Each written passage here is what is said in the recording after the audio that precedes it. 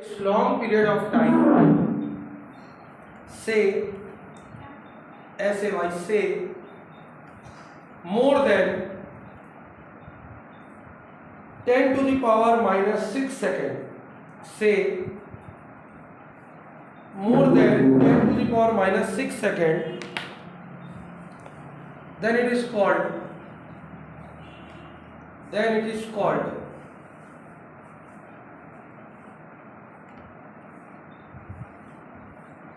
क्या? Slow reaction. मतलब एक ऐसा रिएक्शन जिसको कंप्लीट होने के लिए 10 to the power minus 6 second से भी कम समय लगता है, वो रिएक्शन क्या कहलाता है? Slow reaction. सॉरी, ज्यादा समय लगता है, मोर देन बोल रहे हैं ना, मोर देन ज्यादा समय लगता है, वो क्या कहलाता है? स्लो रिएक्शन कहलाता है। Chapter 4 chemical kinetics. कौन सा चैप्टर पढ़ रहे हैं? Chemical kinetics. तो चैप्टर 4 केमिकल काइनेटिक्स का पहला टॉपिक क्या है हमारा? Slow reaction. So slow reaction एक ऐसा रिएक्शन होता है जिसको कंप्लीट होने के लिए 10 to the power minus 6 second से भी क्या लगता है? कम समय लगता है। एग्जांपल, ज्यादा समय लगता है। Example, conversion of milk into curd. Milk का किसमें कन्वर्ट हो जाना? कर्ड में कन्वर्ट हो जाना। ये एग्जांपल है। क्लियर है? या सेकंड एग्जांपल अपन क्या बोल सकते हैं? Change of colour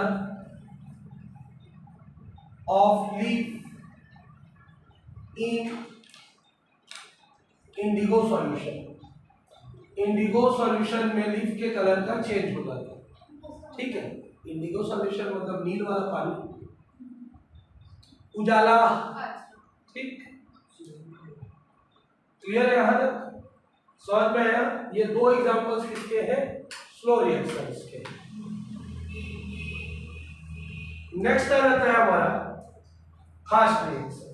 next heading fast reaction.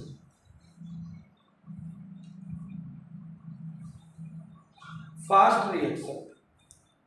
Fast reaction क्या होगा? एक ऐसा रिएक्शन जिसको कंप्लीट होने के लिए 10 to the power minus 6 second या फिर less than 10 to the power minus 6 second का समय लगता है, वो तुम्हारा क्या कहलाता है?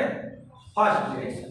एक ऐसा रिएक्शन जिसको कंप्लीट होने में 10 to the power minus 6 second या फिर less than 10 to the power minus 6 second का टाइम लगता है, वो क्या कहलाता है?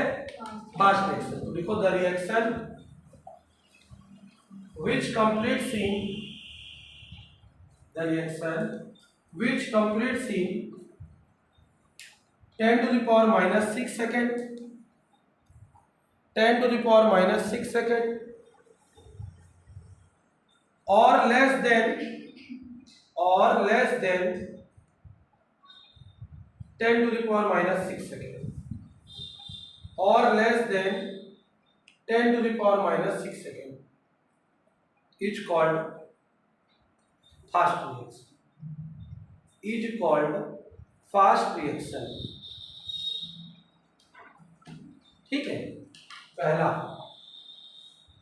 Mixture of milk and water.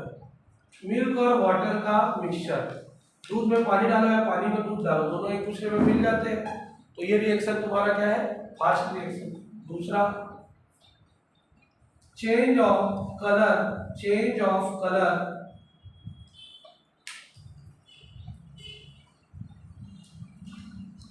Of leaf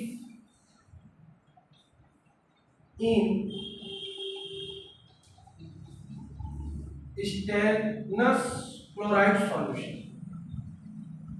stannous chloride solution में अगर लीफ को डाला जाए तो वो कलरलेस हो जाता है, उसका पूरा ग्रीन कलर क्या हो जाता है? गायब हो जाता है। ठीक है, ये दोनों प्रैक्टिकल्स है।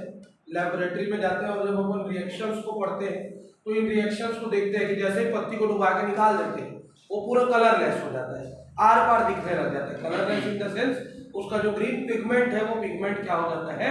पूरा झड़ जाता है। ग्रीन पिगमेंट मतलब क्लोरोप्लास्ट है, क्लोरोफिल, तो क्लोरोफिल उससे गायब हो जाता है। तो उससे गायब होने किसके कारण होता है? स्टेनस क्लोराइड के कारण। क्लोरोफिल में आयरन प्रेजेंट रहता है और आयरन क्या करता है? क्लोरीन के साथ रिएक्ट करके कंपाउंड बना के पानी में ही, सॉल्यूशन में ही रुक जाता है। और जब पूरा आयरन को हम लोग निकाल देंगे तो हमारा खाली क्या बच जाएगा, पत्ता ही पत्ता बच जाएगा, और वो पत्ता कौन से कलर का हो जाता है, कलरलेस हो जाता है। ठीक है, लेकिन आर पार नहीं देख पाते ना, व्हाइट कलर बोल सकते हैं अपन, colourless in the sense white colour. उसके आर पार वैसा हो तो लगे सर वो तो दिख नहीं रहा है हम लोग का आर पार, कलरलेस इन द सेंस है उसका कलर चला जाता है, और ऐसा कलर हो जाता है कि वो हमको कलरलेस टाइप का दिखाई देता है, लेकिन उसको किसकी तरह यूज नहीं किया जा सकता, ग्लास की तरह यूज नहीं किया जा सकता, आर पार नहीं देखा जा सकता। ठीक है, ये क्लियर। तीसरा आ जाता है मॉडरेट रिएक्शन। तीसरा क्या जाता है, मॉडरेट रिएक्शन, या मॉडरेट रिएक्शन को अपन एक और नाम से जान सकते हैं, वेरी स्लो रिएक्शन बोलते हैं, very slow reaction. Chemical reaction को अगर हम लोग देखें तो इसके टोटल 3 टाइप्स होते हैं, जिसमें पहला आ गया तुम्हारा स्लो, दूसरा आ गया फास्ट, और तीसरा आ जाएगा मॉडरेट या वेरी स्लो। तो वेरी स्लो रिएक्शन क्या होगा, एक ऐसा रिएक्शन जिसको कंप्लीट होने के लिए लॉन्ग पीरियड ऑफ टाइम की जरूरत पड़ेगी। किसकी जरूरत पड़ेगी, लॉन्ग पीरियड ऑफ टाइम के लिए जरूरत पड़ेगी। ठीक है, लॉन्ग पीरियड ऑफ टाइम की जरूरत पड़ेगी, वो रिएक्शन क्या कहलाएगा, वेरी स्लो रिएक्शन। मतलब एक ऐसा रिएक्शन जिसको कंप्लीट होने के लिए क्या लगेगी, लंबे समय की आवश्यकता पड़ेगी, लॉन्ग पीरियड ऑफ टाइम की जरूरत पड़ेगी, वो क्या कहलाएगा तुम्हारा वेरी स्लो रिएक्शन या फिर मॉडरेट रिएक्शन। जैसे इसका एग्जांपल है रस्टिंग ऑफ आयरन, लोहे में जंग लगना। अब लोहे में जंग एक दिन में तो नहीं लगता है, या 1 घंटा में नहीं लगता है, या 10⁻⁶ सेकंड में नहीं लगता है, वो लगातार उस लोहे के ऊपर क्या होते हैं, मॉइस्चर अपना लेयर बनाते जाते हैं, या जितने इंप्यूरिटीज है वो अपना लेयर बना लेती है, और इसी के कारण में इसमें क्या लगता है, जंग लगता है। तो जंग लगने में बहुत लंबा समय चाहिए होता है, तो एक इसका एग्जांपल हो गया वेरी स्लो रिएक्शन या मॉडरेट रिएक्शन। देखो, the reaction which takes long period of time, the reaction which takes long period of time, the reaction which takes long period of time for completion, for completion, for completion, then it is called क्या, moderate reaction. Then it is called moderate reaction या very slow reaction.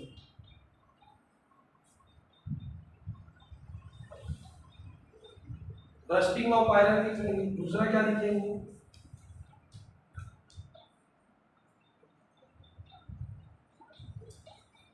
Change of colour of leaf in salt solution. Salt solution में leaf का colour का change होगा, 1 दिन 2 दिन 3 घंटा 4 घंटा, बहुत लंबा समय लगता है। ठीक है, क्योंकि सोडियम ज्यादा रिएक्टिव रहता है आयरन से, इसलिए वो चेंज नहीं कर पाता है। क्लियर है यहाँ तक, रिएक्शन समझ में आए सभी को। तो रिएक्शंस अगर हम लोग बोले, जनरली चैप्टर 4 में हमको रिएक्शंस के और उसके मैकेनिज्म के बारे में स्टडी करना है, तो केमिकल रिएक्शन टोटल 3 टाइप के होते हैं, स्लो रिएक्शन, फास्ट रिएक्शन और very slow reaction. Slow reaction मतलब 10⁻⁶ सेकंड से ज्यादा समय लगेगा, फास्ट रिएक्शन 10⁻⁶ सेकंड से कम समय लगेगा। लेकिन वेरी स्लो रिएक्शन मतलब लॉन्ग पीरियड लगेगा, हो सकता है 1 घंटा 1 दिन 1 महीना 1 साल, कुछ भी हो सकता है, लेकिन एक 10⁻⁶ सेकंड वाला डाटा नहीं आता है, तब वो तुम्हारा क्या कहलाता है, वेरी स्लो रिएक्शन। अगला टॉपिक लिखेंगे नहीं, पहले समझ लेना फिर लिखना, ऑर्डर ऑफ रिएक्शन।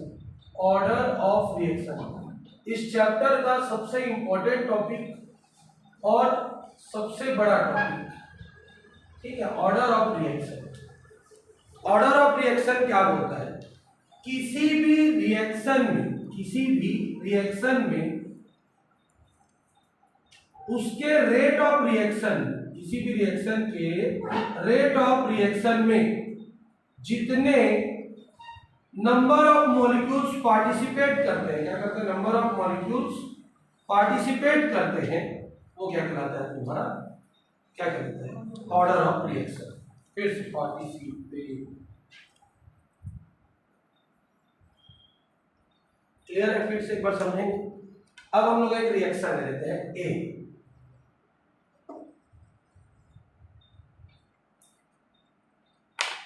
कोई सा भी रिएक्शन लेते हैं ए, जो किसमें कन्वर्ट हो जाता है, मान के चलते हैं प्रोडक्ट में। एक रिएक्शन ए ले लेते हैं जो किसमें कन्वर्ट हो रहा है, प्रोडक्ट में। तो ए कितना डो पार्टिसिपेट कर रहा है यहाँ पे, एक कितना डो पार्टिसिपेट कर रहा है, एक। लेकिन रेट ऑफ रिएक्शन लेते हैं, क्या ले लेते हैं, रेट ऑफ रिएक्शन। और रेट ऑफ रिएक्शन में अगर बोलेगा कि ए कितना कंसंट्रेशन पार्टिसिपेट किया, 2, भले यहाँ पे दिख रहा है 1, लेकिन रेट ऑफ रिएक्शन बोल रहा है कितना डो पार्टिसिपेट कर रहा है, 2। तो रेट ऑफ रिएक्शन में जितना डो नंबर ऑफ मॉलिक्यूल्स पार्टिसिपेट करेगा वो उसका क्या कहलाएगा, ऑर्डर ऑफ रिएक्शन। क्या कहलाएगा, ऑर्डर ऑफ रिएक्शन। लेकिन रिएक्शन में जो नंबर ऑफ मॉलिक्यूल पार्टिसिपेट करेगा वो कहलाता है मॉलिक्यूलरिटी। क्या कहलाता है, मॉलिक्यूलरिटी ऑफ रिएक्शन। फिर से, किसी रिएक्शन के एलिमेंट्री स्टेप में, किसमें, एलिमेंट्री, एलिमेंट्री मतलब स्टार्टिंग, क्या बोलेंगे, स्टार्टिंग, प्रारंभ में, स्टार्टिंग में। अभी रिएक्शन पूरा तो नहीं हुआ है, हम लोग एक ठो ए लिए थे, अब ये क्या बन जाएगा, हम लोग बोल रहे हैं प्रोडक्ट बन जाएगा, बना नहीं है, हम लोग बोल रहे हैं कि ए से हम क्या बनाएंगे, प्रोडक्ट बनाएंगे। कितना डो ए से बनाएंगे, एक डो ए से। तो एलिमेंट्री हुआ, रिएक्शन तो हुआ नहीं है, ओनली थ्योरेटिकल कॉन्सेप्ट है कि ए से हम क्या बनाएंगे, प्रोडक्ट बनाएंगे। कितना डो ए से प्रोडक्ट बनाएंगे, एक डो ए से बनाएंगे। तो हमने सोचा है, that is only theoretical concept, practically नहीं है।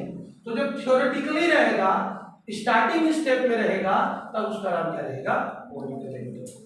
अब रिएक्शन कंप्लीट हो गया, मतलब प्रोडक्ट बन गया। अब प्रोडक्ट बनने के बाद हमको पता चला कि हमको ए की कितनी जरूरत पड़ी थी, 2। कितनी जरूरत पड़ी थी, 2। पूरा प्रैक्टिकल कर लिए। एक मॉलिक्यूल में प्रोडक्ट नहीं बन रहा था, 2 मॉलिक्यूल डालने पर प्रोडक्ट बना। तो 2 मॉलिक्यूल डालने पर प्रोडक्ट बन गया, मतलब रिजल्ट मिल गया। क्या मिल गया, रिजल्ट। अब रिजल्ट मिला मतलब रेट ऑफ रिएक्शन है। रिजल्ट मिलेगा कब मिलेगा, जब रेट ऑफ रिएक्शन पूरा हो जाएगा, चेंज हो जाएगा। चेंज हो गया, रेट ऑफ रिएक्शन हो गया। और रेट ऑफ रिएक्शन में हमको पता चला कि कितना डो ए की जरूरत पड़ी थी हमको, 2। कितना डो ए की जरूरत पड़ी थी, 2। तो ये जो 2 है वो 2 क्या कहलाएगा, तुम्हारा ऑर्डर ऑफ रिएक्शन। समझ में आया कि नहीं? जब हम लोग बोलेंगे कि H2 प्लस O2 मिलकर H2O बनाएगा, ये एलिमेंट्री स्टेप है। कितना डो H2 कितना डो O2 मैटर नहीं कर रहा है, मैटर क्या कर रहा है, H2 और O2 मिलकर क्या बनाएगा, वाटर बनाएगा। ये कौन सा स्टेप हुआ, एलिमेंट्री स्टेप। कौन सा स्टेप हुआ, एलिमेंट्री। अभी बैलेंस वैलेंस कुछ नहीं किए, लिख दिया कि हाइड्रोजन ऑक्सीजन मिलकर पानी बनाएगा। तो कितना डो हाइड्रोजन मिला, 1। कितना डो ऑक्सीजन मिला, 1। टोटल कितना हो गया, 2। तो इसकी मॉलिक्यूलरिटी कितनी हो गई, 2 हो गई, खत्म। लेकिन जब रिएक्शन कंप्लीट होगा तो बैलेंस है, नहीं है। एक्चुअल में रिएक्शन होगा 2H2 प्लस O2 मिलकर क्या बनाएगा, 2H2। तो कितना डो हाइड्रोजन है, 2। कितना डो ऑक्सीजन है, 1। तो अब कितना डो पार्टिसिपेट किया, 3। तो 3 इसका क्या कहलाएगा, ये रिएक्शन स्टार्टिंग का टाइम का है, ये कंप्लीट होने के बाद का है। कंप्लीट होने के बाद जब निकालेंगे तो वो क्या कहलाएगा, ऑर्डर। और थ्योरेटिकली निकाल देंगे कि ये ऐसा ऐसा होएगा, तो वो तुम्हारा क्या कहलाएगा, मॉलिक्यूलरिटी। समझ में आया कि नहीं है, दोनों में डिफरेंस क्लियर है। अब कई बार ऐसा होगा, कई बार क्या होगा कि सिर्फ हाइड्रोजन ऑक्सीजन के साथ रिएक्ट करेगा। ऑक्सीजन अपनी जगह में खड़ा है, हाइड्रोजन आया टकराया, पानी बन गया, तो इसका तो इफेक्ट खत्म हो गया ना। ये तो जाके रिएक्ट नहीं कर रहा है, ये अपनी जगह में सिर्फ हाइड्रोजन आके रिएक्ट कर रहा है। तो उस समय इसका ऑर्डर कितना हो जाएगा, तब कई जगह पे ऐसे सेम दिखने भी लग जाता है। अभी एग्जांपल दिया मैंने, आगे देखेंगे कैसे सेम दिखेगा। अभी तो 3 दिख रहा है, लेकिन कई ऐसे जगह आएंगे कि दोनों की वैल्यू क्या दिखेगी, हमको सेम दिखेगी, तो आप कंफ्यूज नहीं होंगे। चलो थ्योरी लिखो। थ्योरी क्या लिखेंगे, सबसे पहले ऑर्डर, हेडिंग दियो कि नहीं दियो, नहीं दियो, ऑर्डर ऑफ रिएक्शन, हेडिंग देंगे order of reaction. Number of molecules, number of molecules participated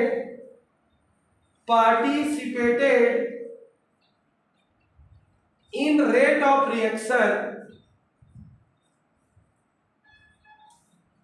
number of molecules participated in rate of reaction is called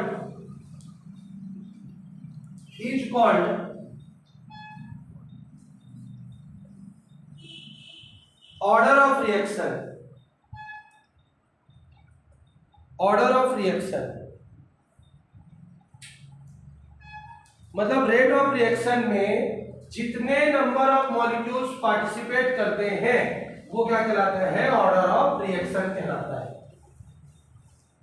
rate of reaction में जितने नंबर ऑफ मॉलिक्यूल्स पार्टिसिपेट करते हैं वो क्या कहलाता है, order of reaction. Or rate of reaction.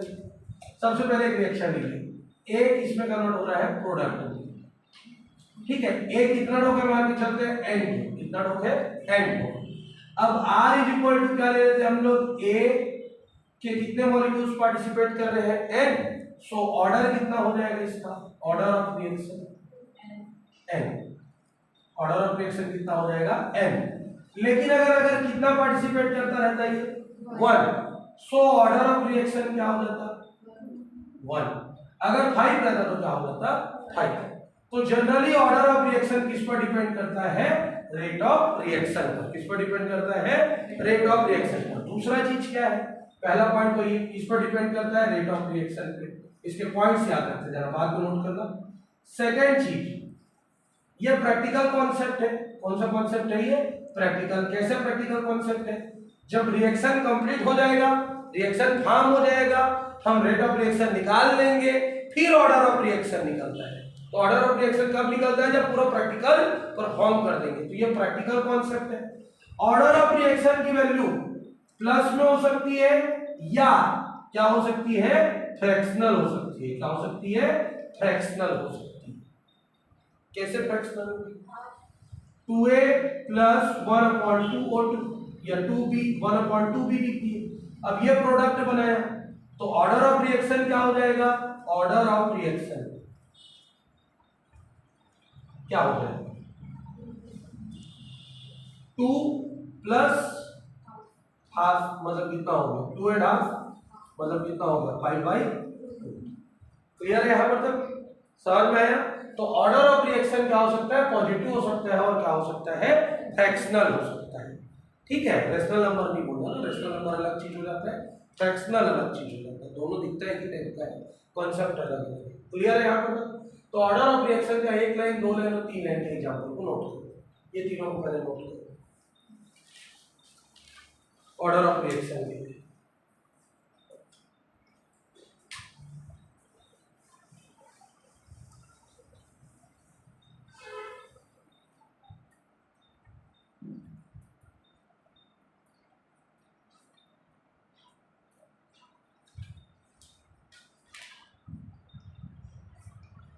Clear, समझ में आया। अब एक एग्जांपल ले लेते हैं, एग्जांपल करके नोट कर सकते हो। AA plus BB plus CC क्या बना रहे हैं, प्रोडक्ट बना रहे हैं। तो इसका ऑर्डर ऑफ रिएक्शन कितना हो जाएगा, ऑर्डर ऑफ रिएक्शन बताओ, A plus B plus C direct लिखना है तो। और अगर ये ऐसा रहता R is equal to A का पावर A, B का पावर B और C का पावर अगर 0 हो जाता तो क्या करते, मतलब C पार्टिसिपेट नहीं कर रहा है बोल देता, तो फिर ऑर्डर ऑफ रिएक्शन क्या होगा, ऑर्डर ऑफ रिएक्शन ओनली क्या हो जाता, A प्लस B हो जाता।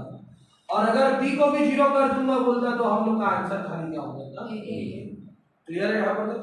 मतलब रेट ऑफ रिएक्शन पे डिपेंड करता है, ना कि इस लाइन पे। इस लाइन पर डिपेंड नहीं करता, किस पर डिपेंड करता है, बार बार याद दिला रहा हूं, रेट ऑफ रिएक्शन। और अगर जब बोला है कि है करके डिपेंडेंट तो A प्लस B हो जाएगा, और अगर बोलेगा C पे भी डिपेंडेंट है तो क्या हो जाएगा, प्लस C। क्लियर है यहाँ पर, कोई डाउट। तो इस एग्जांपल को नोट करो, दोनों एग्जांपल को नोट करो, फर्स्ट सेकंड कंडीशन नोट करो उसके।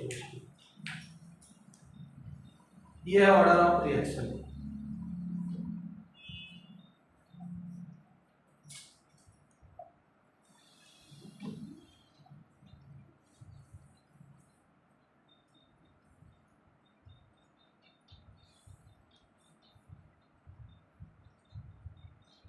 हो गया clear.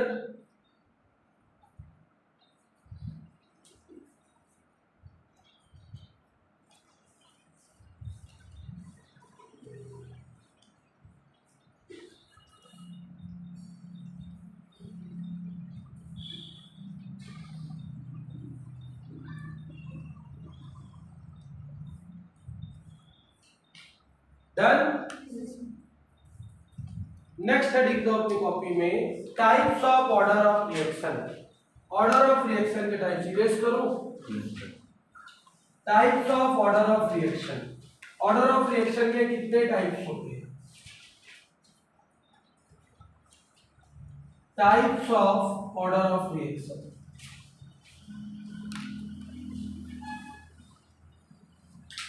So order of reaction को अगर हम लोग देखेंगे तो ऑर्डर ऑफ रिएक्शन के कितने टाइप्स होते हैं? 3 टाइप्स होते हैं। तुम्हारे बुक में 3 दिया है, होते 4 टाइप्स है। ठीक है, तो चारों को नोट कर दे रहा हूं।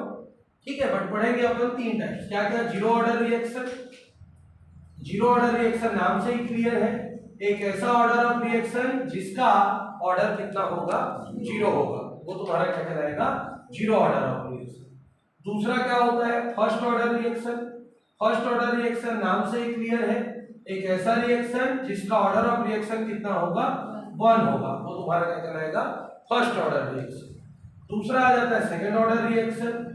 सेकंड ऑर्डर रिएक्शन एक ऐसा ऑर्डर ऑफ रिएक्शन होता है जिसमें रेट ऑफ रिएक्शन की वैल्यू कितने पे डिपेंड करेगी? 2 रिएक्टेंट के कॉन्सेंट्रेशन पर डिपेंड करेगी। और तीसरा होता है थर्ड ऑर्डर ऑफ रिएक्शन जो कॉलेज में है, ये नीचे का दोनों कॉलेज में है। ठीक है, थर्ड और फोर्थ वाला ये कितने पे डिपेंड करेगा? 3। एक तुम्हारे बुक में एक्स्ट्रा दिया हुआ है स्यूडो ऑर्डर रिएक्शन। क्या? Pseudo order reaction. अब इस वर्ड को हमेशा याद रखना, उल्टा। जैसा दिखाई देता है वैसा नहीं होगा, दिखाई कुछ और देगा और रियलिटी में कुछ और होगा, उसको बोलते हैं स्यूडो। क्या बोलते हैं? स्यूडो। तो स्यूडो ऑर्डर रिएक्शन एक ऐसा होता है ऑर्डर ऑफ रिएक्शन जिसमें दिखाई देगा वो सेकंड ऑर्डर का, लेकिन एक्चुअली में होगा वो कौन से ऑर्डर का? फर्स्ट ऑर्डर का। दिखाई देगा वो फर्स्ट ऑर्डर का, लेकिन एक्चुअली में होगा वो जीरो ऑर्डर का। मतलब जितना दिखाई देता है उतना एक्चुअली में होता नहीं, उससे कम हो जाता है। उससे क्या हो जाता है? कम हो जाता है। तो उसको स्यूडो ऑर्डर रिएक्शन या स्यूडो यूनिमॉलिक्यूलर रिएक्शन, क्या बोलते हैं? यूनिमॉलिक्यूलर रिएक्शन, दोनों नाम से आता है। छदम एकाग्रुप अभिक्रिया, शुद्ध हिंदी। ठीक है, और स्यूडो का वर्ड हमेशा याद रखना, फिजिक्स में भी यूज होगा स्यूडो वर्ड। स्यूडो मतलब उल्टा, जो दिखाई देगा वो एक्चुअल में होगा नहीं, उससे जस्ट अपोजिट हो जाएगा। क्लियर है यहाँ पर? तो ऑर्डर ऑफ रिएक्शन के कितने टाइप्स होते हैं? 5 टाइप्स होते हैं। एक ऐसा ऑर्डर ऑफ रिएक्शन जो एक भी रिएक्टेंट के कॉन्सेंट्रेशन पे डिपेंड नहीं करेगा, वो क्या कहलाएगा? Zero order reaction. लिखना चाहेंगे तो अपन कैसे लिखेंगे? Does not depend upon concentration of any reactant. किसी भी रिएक्टेंट के कॉन्सेंट्रेशन पे डिपेंड नहीं करेगा, वो क्या कहलाएगा? तुम्हारा जीरो ऑर्डर रिएक्शन। इसमें क्या लिखेंगे? Depends upon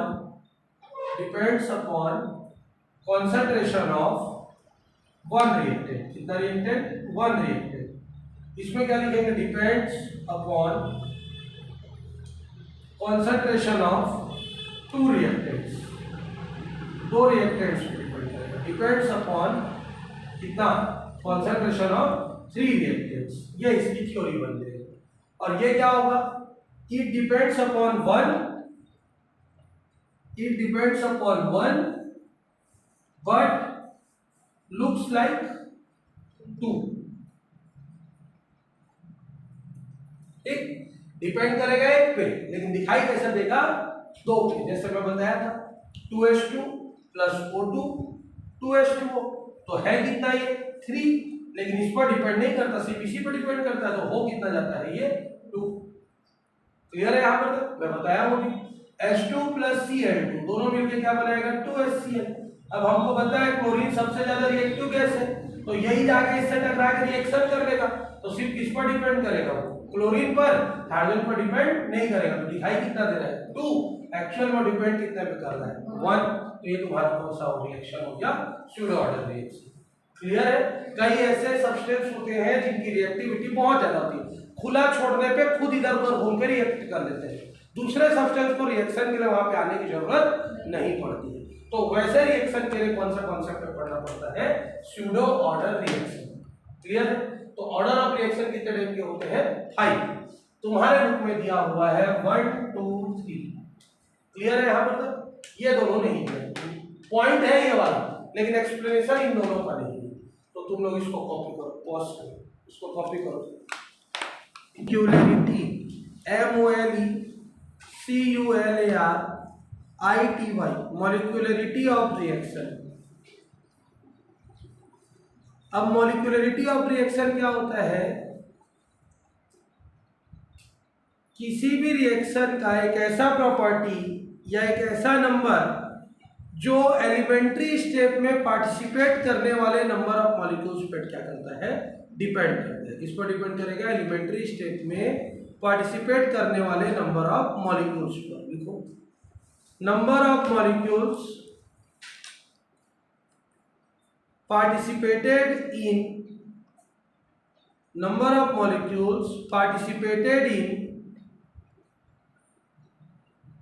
elementary step of reaction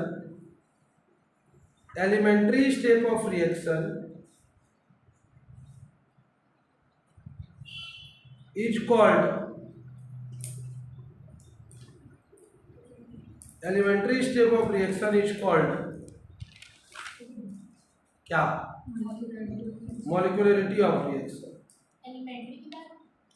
step of reaction, STE, step of reaction is called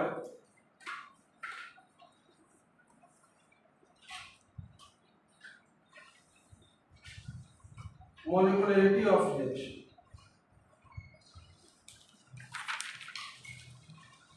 It is always in whole number. It is always in whole number.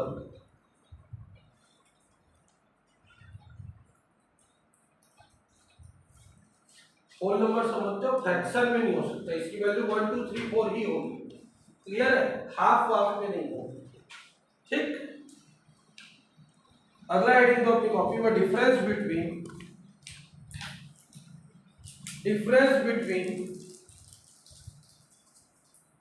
Order of reaction and molecularity of reaction. Order of reaction and molecularity of reaction. Order of reaction और molecularity of reaction में difference.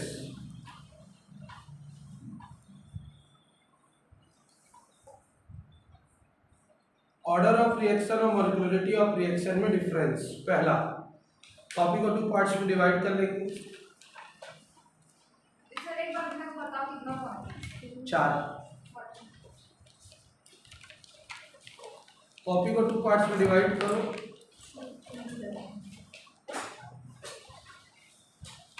पहला part में लिखो order of reaction, दूसरे part में लिखो molecularity. इसके लिए जरूरत ही नहीं पड़ती है, इसको देख लो कैसे डिवाइड करते हैं। हाँ, वैसे ही डिवाइड किया जाता है बिना स्केल का। मॉलिक्यूलरिटी और दूसरे साइड, पहले साइड में क्या लिखे? ऑर्डर, और दूसरे साइड में क्या लिखे? मॉलिक्यूलरिटी। ऑर्डर ऑफ रिएक्शन में पहला पॉइंट डाल के लिखेंगे, it is practical concept.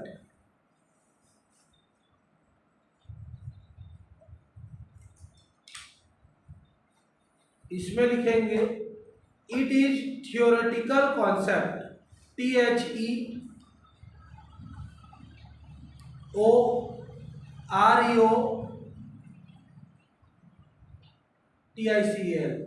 Theoretical concept. Theory का ओ तक रहता है, फिर रियो भी हो जाता है। थियोरेटिकल कॉन्सेप्ट हो गया। It's value, second point, its value can be whole number or in fraction। whole number, WHOLE, whole number or in fraction।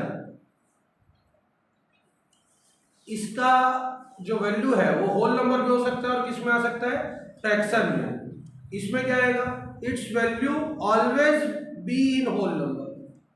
It's value always in whole number.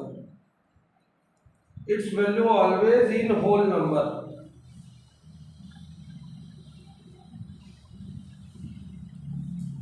ठीक, तीसरा point,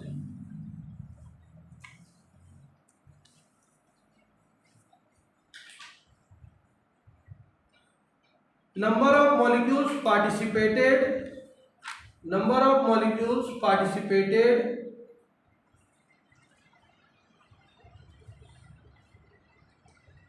in rate of reaction, number of molecules participated in rate of reaction is called order of reaction,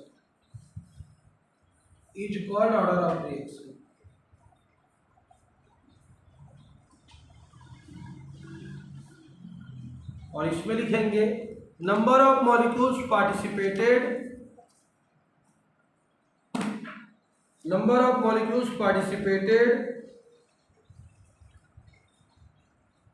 in elementary step of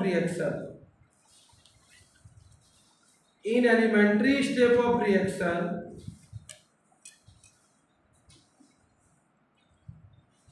is called molecularity.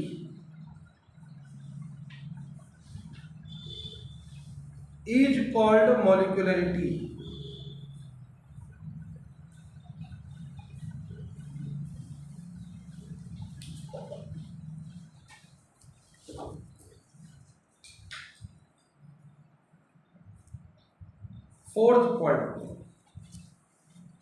its value can be zero.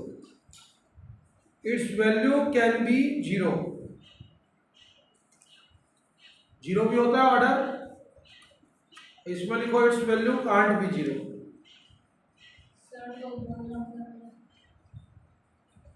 Natural number 1 से शुरू होता है ना, whole number 0 से शुरू होता है, हो जाओ तो लिखो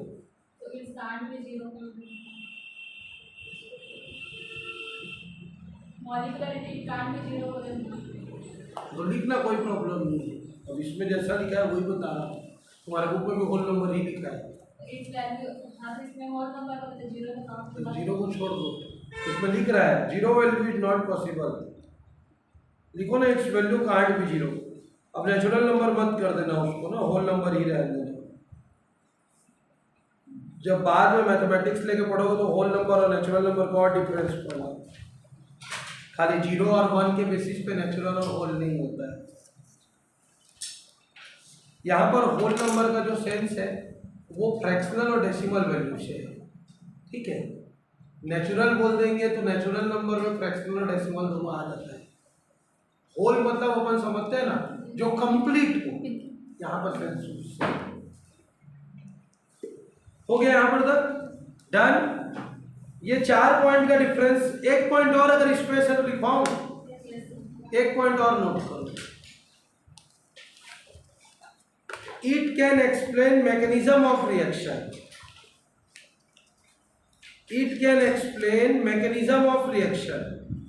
ऑर्डर ऑफ रिएक्शन में हम लोग मैकेनिज्म के बारे में पढ़ सकते हैं। It can explain mechanism of reaction,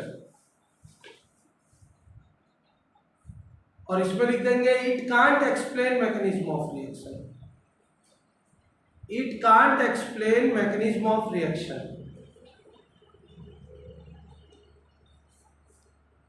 It can't explain mechanism of reaction. Done. Off.